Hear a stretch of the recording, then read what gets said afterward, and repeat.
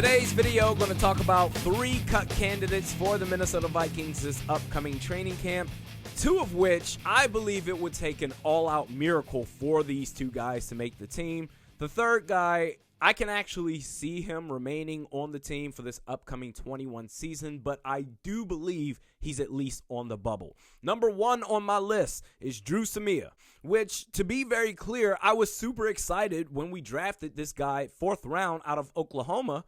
In fact, the Vikings, they traded up to grab him at 114.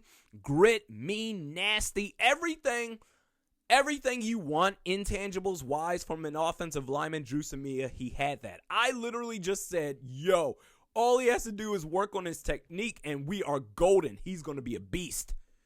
But 2 years later, that technique I was talking about, there's been 0 improvement. Drew Samia, oh my God, where do you even start with this guy? His football IQ is non-existent. All it takes is one basic hand movement from a defensive lineman, and he's easily spun around. The dude is slow, even by offensive line standards. And if you're a running back at the 2nd level, you're better off having no one in front of you to block versus the alternative of Drew Samia. And he has no strength. I remember watching that Colts game. I have never seen in my life an offensive lineman get pancaked. Drew Samia, he made that happen. I would be shocked if he's not cut for this upcoming year, 2021. Number 2 on my list, Dakota Dozier, which, for what it's worth, not that far off from Drew Samia. Even as a backup, he's still a detriment to his own team, constantly getting driven back into his own teammates. Why the Vikings re-signed this man is a mystery to me. He should also be cut. And for what it's worth, when I talked about the Vikings' remaining free agent options, I talked about backup center. Oh, we have Mason Cole. We traded for Mason Cole. What about Mason Cole? Mason Cole, with the Vikings' aggressiveness, not giving a damn as far as shuffling players all along the offensive line from one position to another, Mason Cole is a guy I look at as a hybrid backup center/guard, more so guard, especially if Drew Samia and Dakota Dozier are going to be cut, which they should.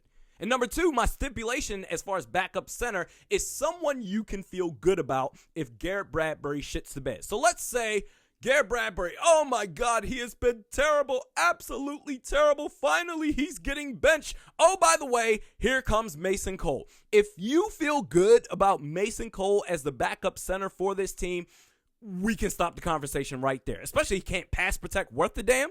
But that's beside the point. And number 3 on my list, BC Johnson.